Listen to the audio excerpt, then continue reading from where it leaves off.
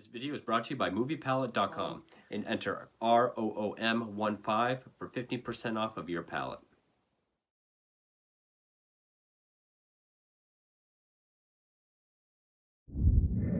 Hey horror fans, I am the Blood Guy. Welcome back to another review based on a real-life serial killer. And this is one that I was very excited to check out. It's a film that I've never seen before, but I had heard of. I had seen clips of it. I knew who it was about, not extensively. I knew a little bit about the killer that the film was about. I had heard wonderful things about it. I heard it was very grim, very realistic, very hard-hitting, sort of like a modern-day Henry Portrait of a Serial Killer. So I was very excited to check it out. It came out in 2019, and it is The Golden Glove, which of course is about German serial killer Fritz Honka, not to be confused with Fritz Harman, but Fritz Honka, with Jonas Dassler playing Honka, and he makes the film. Great performance. I'll put up pictures later of what he actually looks like. This is up there with Charlize Theron's transformation into Eileen Wuornos, just with the amount of makeup, the acting that he does, both physically and outwardly. Excellent performance. It was directed by Fatih Akin, if I pronounced that correctly. I doubt I did. Based on the novel of the same name by Heinz Strunk, which I've heard it called a novel, so it's a book that I haven't read. It's a book that I don't have. So I don't know if it's like a biographical book or if it's more like a novel, like a story. Because the thing about Fritz Honka, and another reason why it's very much like Henry Portrait of a Serial Killer, is because, like Henry Lee Lucas, there's not a whole lot that we know about Fritz Honka. We do know more about Lucas. You probably could make a pretty decent movie based on what is factual about Lucas. But there's very, very little known about Honka. Even about his crimes, there's not a whole lot of detail about his crimes. Really, that he killed 4 prostitutes in Hamburg, Germany's red light district. Golden Glove being the name of the pub that he would frequent. And I think he got all 4 of his victims from there or near there. And he stashed the bodies in his attic flat. And he did this for a period of 4 years, between 1970, the end of 1970, into 1974. And he was caught when his flat caught on fire and the bodies were found. Other than that, and like the victims' names and how they were killed, there's not a whole lot of detail. There's not a whole lot of things about his personal life that's known. So, and again, maybe if I read The Golden Glove, I would be able to speak for the book if I had read it, but I haven't. I'm guessing it's more like this, where it's kind of a speculation story. It's more or less what we could expect his life to be like, what we could understand his life to be like. Maybe a bit more with characters that are more symbolic of something or a representation of something, like the character of the young girl Petra, possibly representing the kind of woman that he longs for, whereas Gerda is just kind of the representation of women that he was involved with throughout his life, like his 2 wives, this one woman that he lived with during 1972, which I don't think she's based on. She might be. But, yeah, this is a grimy, gritty... It can be hard to watch at times. This is definitely a movie that makes you feel like you need to scrub yourself after watching it. Excuse me. I'm still trying to get rid of this cough. But, yeah, I would say this is the closest to Henry Portrait of a Serial Killer since Cold Light of Day. Henry, Cold Light of Day, and this are some of the most gritty, raw portrayals of a serial killer. Now, I've read some reviews where people were kind of turned off by the fact that it doesn't get into any psychological depth or try to explain anything psychologically about Honka. which again, there's not a whole lot we know about him. There really wasn't much of a psychological assessment done on Honka. He was just seen as this alcoholic, this raging alcoholic with a ton of sexual fantasies, sexual frustrations that was exacerbated by alcohol, and he took those frustrations out on the prostitutes. And a lot of that had to deal with his very unique appearance, his short stature. So he took a lot of his frustrations out on women. And the reason why he stored them was because he was kind of short and weak. That he tried to dispose of the first body, realized how hard it was, and thought it was just be easier to drink than worry about it being there. And the movie kind of shows that, but I think people were really expecting some sort of take us into the mind of a serial killer, like they say Rob Zombie's Halloween does, which it really doesn't. But no, there really wasn't any kind of assessment done on Honka. Just to show how little there is out there. In fact, the Golden Glove is the only book and film I know of to be about Honka. The only thing I've seen on him is an episode of World's Most Evil Serial Killers, like a 42-minute documentary. He's not even in this encyclopedia, which is the most extensive one that I have. He's not even in this. He does have a Wikipedia page, but he's not in the Wikipedia Encyclopedia of Serial Killers, which is a pretty lengthy book. So, I myself don't own anything on him, but I have seen a documentary. Excuse me. And even then is very basic. And prior to watching the film, everything I've already said, that's all I knew about him. Germany, his appearance, 4 prostitutes, timeline, storing them in his apartment, fire being what got him caught. That was really all I knew. The movie sheds light on a little bit about him, like maybe his backstory through dialogue. You're not really going to learn a whole lot about Honka through this, other than maybe just the kind of person he was and the kind of life he lived. It is very much a speculation piece, like Henry. But again, we do have a lot more about Lucas than we do Honka. So yeah, it was directed by, I keep wanting to say Faith Akin, but Fatih Akin, who also wrote the film, or wrote the screenplay, based on the German translation for The Golden Glove by Heinz Strunk. Stars Jonas Dassler, Rainer Klausman did the cinematography, F.M. Einheit did the music. It's in German and Greek, but it was a sort of a worldwide international product. It was put out by Warner Brothers, at least here in the States. First released in 2019, only grossed just over $600,000 at the box office. Not a lot at all. Excuse me. But yeah, a lot of critics were saying no emotional or psychological depth, just an excuse to show brutal, repulsive violence and murder. Which, if you're gonna base it on a real life serial killer, if you're gonna make it as realistic as possible, that's kind of to be expected. It does have a very voyeuristic feel to it.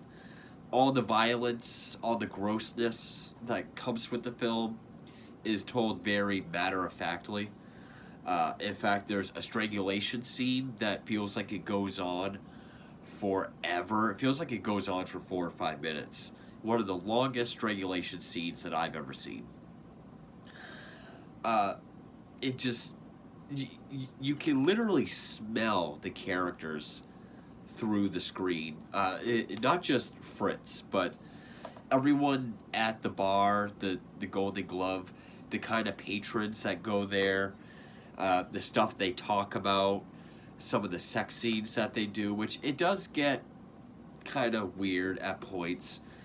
Obviously being an alcoholic, he did have problems maintaining an erection. So it shows how he substitutes in a couple scenes with a wooden spoon or with a hot dog. It gets kind of weird and awkward at times. Um, but really, the driving force of this film is the performance by Jonas Dassler. I really got to give him a ton of credit. I did not know what he looked like prior to seeing this, so when I looked it up, I was very surprised.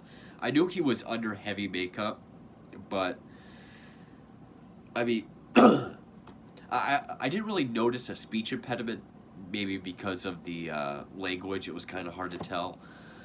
But the acting through the makeup, with his eyes, with the rotten teeth that he has to talk through, a lot of his posture, he walks with his head almost at a 90-degree angle with his chest and his arms out in front of him. And you buy it. You buy that he is this person. He went through a full transformation, and he did an excellent job. I really do buy him as this sort of just dirty, filthy, kind of pathetic guy, creep or pervert. You really do buy him as that. He really carries the film. And there are a lot of scenes where he's just acting with his face or his eyes or his body. Not so much dialogue, and he does it very well. Also, some of the other characters, like the woman that plays Gerda, which is this woman, you really feel for her. You really see her sort of descent to rock bottom after living with Fritz for so long, which isn't a long amount of time, but so the performances are good. It's shot beautifully. It's a really good looking film. It's a great sounding film. There's no music, actually. I did say music by F.M. Einheit, but come to think of it, I don't ever remember hearing a score. It was kind of like I Spit on Your Grave, where I think that helps add to the realism of the film, which, again, this is a very realistic movie. Also, the sound design, when he's strangling a victim, or when he's smashing 4 bottles into her head, just the sounds that it makes is very realistic. It's a very hard-hitting film, and I did read that there was a psychiatrist on set during some of the rape scenes. I will say some of the rape scenes are not as graphic as they are in other horror films, which, in a way, could be seen as more realistic. I mean, sometimes maybe victims just lay there submissively, which is kind of what happens, except for this one scene when it comes to a coworker, which that's kind of a depressing scene just because of where he was at his life at that point. And again, I don't think that happened. Again, I apologize for that cough. I can't get rid of it. I don't think anything like that with the coworker that happens in this. I've never read or heard anything like that. So again, all speculation. We do sort of have this symbolic character of Petra, who I think is just supposed to represent the beautiful sort of female that he longs for. It is kind of stylish. Like there's the opening, or after the opening scene, is sort of like if you think the Conversations with a Killer on Netflix, how it's like inside of a tape recorder. Here it's like that, but with like a newspaper print, which I thought that was interesting looking. When dates or whatever comes up on the screen, it's like part of the environment, similar to like Zombieland. Like when it says 1974, it's like on these 2 doors. So like the doors open, and the numbers go with it. And then when it closes, it's gone. They're gone. So I thought it is kind of stylish. It can be stylish at times. Not too stylish, not enough to take you out of the realism. But this is definitely, along with Henry, along with Cold Light of Day, this is one of the most harsh, brutal, just gross and grimy feeling serial killer films that I've ever seen. And it hits hard. Uh, I do forgive maybe its inaccuracy or its speculation because we know so little about Honka. If this had been someone like Bundy or Gacy or Dahmer, where essentially their whole life is uh, public record and known, then I'd probably be like, "What are you doing?" But where someone was so little known, it makes sense. And uh, I do get the point. I'm not delving into his past or spoilers. It ending with his arrest and not showing his trial or interrogation or anything like that, because it really is just about his crime spree. I mean, it opens up immediately after his first kill, and it ends right when he gets caught. So, narratively, I thought that made sense. Narratively, it is more similar to Henry, as what Henry doesn't get caught in that film, but just taking place during this certain window of his life, with a lot of speculation, maybe a lot of representation, but wonderfully shot, beautifully shot, as dark and grim and grimy and gross as it is, or as it looks. It's still wonderfully shot, brilliantly acted, wonderfully acted, especially by Jonas Dassler, who really carries the film. And even with all of its inaccuracies or speculations, it's definitely enough to keep you interested, and it works narratively for the film. So I really enjoyed this. I thought this was a very good movie. I can probably see a lot of people saying that this is one of the best, only because there is no detective procedural. It is just about the killer. It does show him killing, you know, not just his victims, but all his victims, except for the first one. It is violent. It does show him dismembering his victims. It's the stuff people want to see. Like I've said, surface level true crime fans many times now, but yeah, people that only like the first half of the Dahmer series because it shows the killer doing his thing. But I thought this was a powerful film. I thought this was very effective. Definitely got the point across of what this guy's life was like, and well worth the wait. I've wanted to see this for some time, and I'm glad I went out and got it.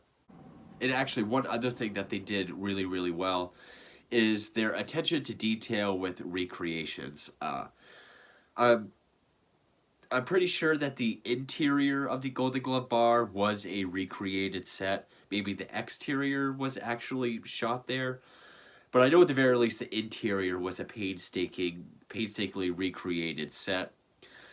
Fritz Honka's attic flat was recreated. They did a great job with that, even with all the Porno Mag pages on the walls and ceiling, the placement of the furniture, and the little compartment in the kitchen where he kept his bodies.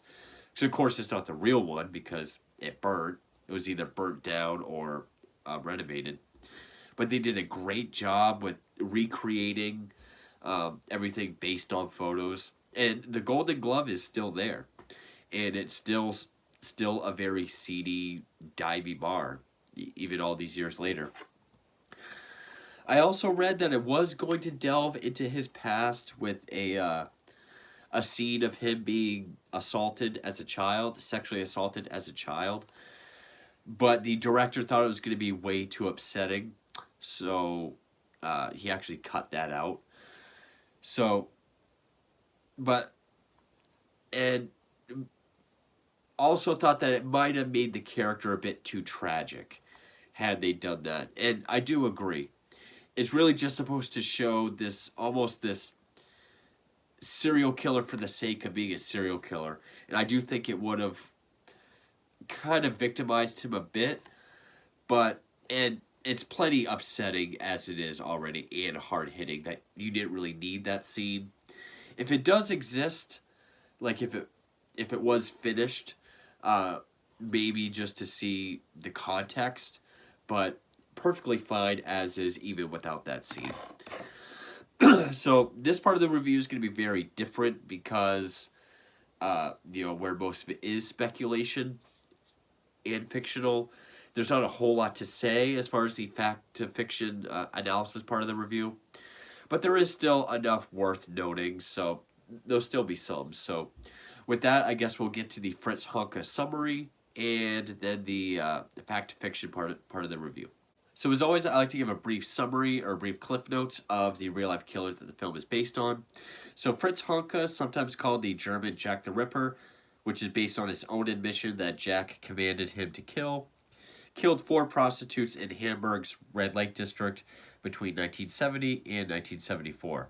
He would bring them back to his attic flat, strangle, then dismember them, and place them in a compartment in the wall in his kitchen. He is known for his unique and odd appearance, which is the result of a car accident in his 20s, leaving him with a crooked nose and a perpetual squint. He also suffered from a speech impediment and a lazy eye. This appearance and his awkwardness making him an unlikely suitor for women, even being rejected by some sex workers, leading to his violent sexual frustrations that were exacerbated by his heavy alcoholism. His crimes were discovered when his apartment building caught on fire while he was at work as a night watchman, and the firemen discovered the 3 bodies and parts of a 4th. When law enforcement found that he was the tenant in the attic flat, he was arrested, where he stated that Jack the Ripper commanded him to kill. He was found guilty and sentenced to 15 years in a psychiatric hospital. He was released in 1993, where he then went to a nursing home under the name Peter Jensen. He died on October 19th, 1998, at the age of 63. And so now we get into the film itself, which it opens up right into it with Honka trying to tie up a body and stuff into a plastic bag. And again, it has a very voyeuristic look. So like the camera's way back here, and we're watching him tie up this body, try to stuff it into a bag. That's on the bed, but there's like part of a wall sticking out, so we can't see everything. It gives it this very voyeuristic look. It shows him dragging the bag downstairs, almost caught by a young neighbor girl, and bringing the bag back upstairs, stripping the clothes off, and begin to dismember the body with a handsaw while playing music. Which I can't remember the name of the song. Something about Tears on a Journey. Excuse me. Which is supposedly Fritz Honka's favorite song. Apparently he had said, or it was known to be his favorite song. It plays throughout several points of the film. Smuggles the body out in a suitcase and disposing of parts in a nearby bush. This is based on his first murder, which was December 1970. Gertrude Breyer, 42. She refused to have sex with him. She just wanted a drink at his apartment. So he got mad. He suffocated her, strangled her, and dismembered and dumped some parts in various areas of Hamburg, and brought some back home with him, including the head, at least the head. Whereas in the film, it shows him dumping them all in the same area. Also, we see that his walls and ceiling is just papered with pornographic pages, which is true. So then it says Hamburg, 1970, which December of 70 was his first murder. And then we see all these newspapers going by where it says November. It was actually December. And torso and right leg missing. Again, he did save at least the head. I'm not sure what other parts of her he saved. But also last seen at the Golden Glove Bar, which I believe is where he met all 4 of his victims. And then it says 1974, where we're introduced to the girl Petra, who's a struggling student with this boy Willie, who likes her. Again, I think she's just supposed to represent his sexual frustration, the kind of woman that he longs for. Honka lights her cigarette and then that's it. He doesn't see her again till the end of the film, though we do see that he fantasizes about her. Uh, we see him at the Golden Glove and all the kind of patrons that are there. He has the bartender offer women drinks from him. They all say he's too ugly, which he would ask the bartender to, hey, ask her, go give her a drink. He was often ridiculed for his appearance and his height. Finally, one accepts, one named Gerda, whom he takes home with him. I couldn't find anything on Gerda or if she's real. I don't think she's based on Irmgard Albrecht, who was a woman he lived with for a period in 1972. And at one point, he brought a woman over and tried to force her to have sex with the two of them. It was a woman named Ruth Duffner. And apparently, he sat her bare ass on a hot plate on the floor, and she ran out naked. The film doesn't get into any of that. Maybe Gerda is based on this Irmgard woman that he lived with, but I couldn't find anything on Gerda. Shows Hanke as a custodian at a steel working factory. I've only known him to be a bricklayer's apprentice and a night watchman, which a night watchman was his job when he got caught. As Gerda describes her daughter Rosie, whom she says is plump but pretty and a butcher, he imagines Petra. Again, I don't think she's based on anyone. His brother Siggy visits. He did have 9 siblings. 3 died in childbirth. I don't know if any brothers were named Siggy. I couldn't find anything, any names of his siblings. But Siggy does mention that there were 10 kids. 3 of them were dead. They both became bricklayers, but Fritz had to quit due to an allergy to the cement. True. That was in 1951. After Gerda is taken by a woman in the Salvation Army, Hanke attempts to bring 3 older women, Inga, Herta, and Anna, to his apartment. One passes out in the street. Another one flees after being beaten and excusing herself to the restroom.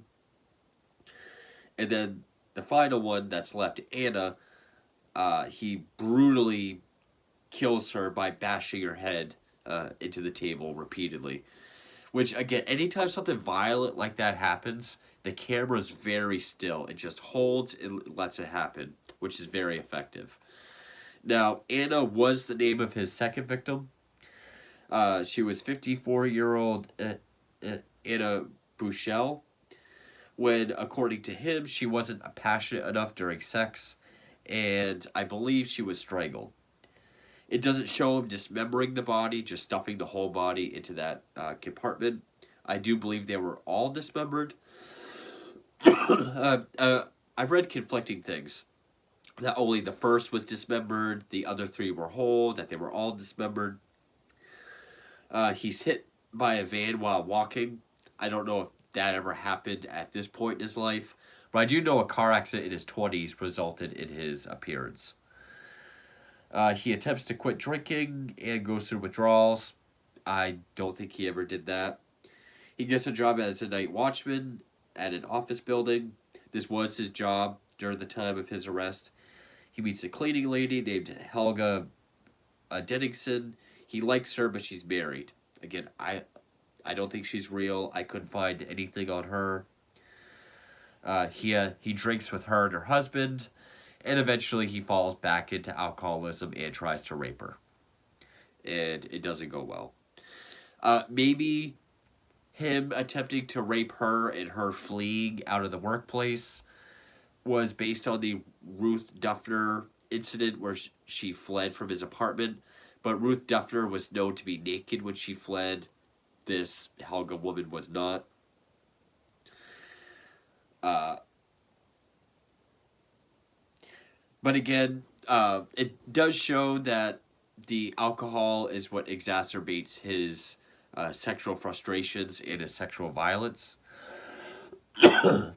He meets another older former prostitute at the Golden Glove. Says his father was in a concentration camp for being a communist, which is true, and that he was also in a concentration camp, which is also true. Tries to have sex with her, but he can't maintain an erection, so he beats her while trying. After, while he's asleep, she rubs some spicy mustard or something on his genitals, which causes him to have a reaction. Then she steals money, insults him, and that's when we get that super long strangling scene with a towel. Again, it feels like it goes on for like 4 minutes. But she's still alive, so then he just smashes her skull with 4 different schnapps bottles. And then we cut to her being dismembered and being stuffed in the compartment. And again, and the strangling scene's very realistic, and the sounds that she makes is very realistic. Again, we don't really know the details of what happened with his victims, but we do know they were strangled, possibly all of them dismembered, and then put in the compartment.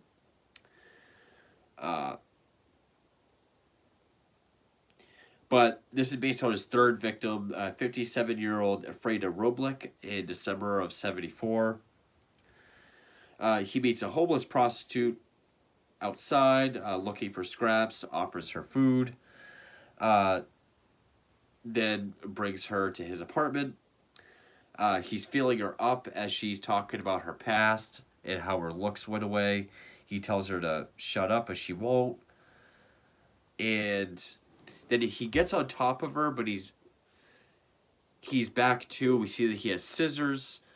We see he's doing something, but then like it cuts to the neighbors taking like the skull from the animal that they're eating and cutting the tongue out, implying that that's what he did to her. And there are scenes with the neighbors complaining about the smell coming from his apartment. It doesn't show him using the perfume blocks to try to cover it up. Also, another thing it doesn't show is how he prefers oral sex with no teeth. A lot of the women he frequented were toothless because he did have a fear of being mutilated during oral sex. But Gerda does give him oral sex without her teeth, so maybe that's the implication of it. So yeah, this is based on his last victim, 52-year-old sex worker Ruth Schultz, in January of 1975. But then we see her dismembered, being stuffed into the compartment. Maggots start to drip from the light fixture over to the family down below. I don't know if that ever happened. If it did, I wouldn't doubt it. Halka sees Petra and the younger boy Willie back at the Golden Glove. There's a long scene with Willie being humiliated by one of the patrons there who pisses on him in the bathroom. Petra is hit on. She gets uncomfortable. She leaves. Halka goes to follow her, and that's when he sees that his apartment building is on fire, and tells the police that he lives in the attic. Which this was on July 17th, 1975, but he, I believe the fire was already out by the time he got home, and he wasn't at the bar. He was actually working at his night watchman job. And yeah, he says he lived in the attic, and then that's when he was arrested. The film kind of shows that, with him trying to run away, then they catch up to him. They're like, did you say the attic? You did say the attic, didn't you? He admits to it, then he gets taken away, and then that's where the movie ends. No end text about what happened to him, or anything like that, about time spent, his trial, or anything like that. Which, fun fact, I actually wanted to review this last night, because December 20th is not only my birthday, but that's also the date that he was convicted and sentenced, which would have been 46 years ago yesterday. So I wanted to do it yesterday, but I wanted to do more research into Halka before I did the review. But yeah, definitely a Henry Portrait of a Serial Killer type film. I would say it hits just as hard uh, in its own way. It might not be as disturbing as far as graphic like Henry, but it's definitely disturbing and unsettling in its own way. Like just the grimy, gritty, gross, just sort of lifestyle to where you can almost smell these characters.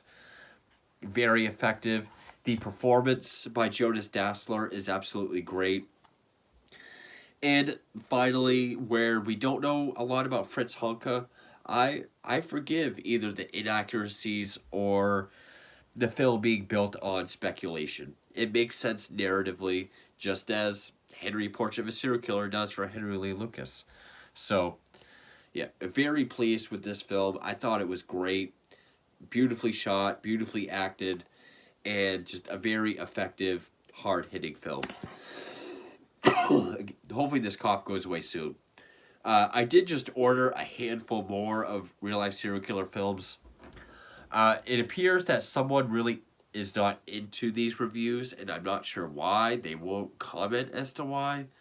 But I'm going to keep doing these until I feel like stopping. But anyway, so yeah, that is the Golden Glove. I do have a few more planned. Maybe my next 2 reviews will be Christmas movies. I feel like I should do at least one Christmas movie at this time, so maybe that'll be the next one.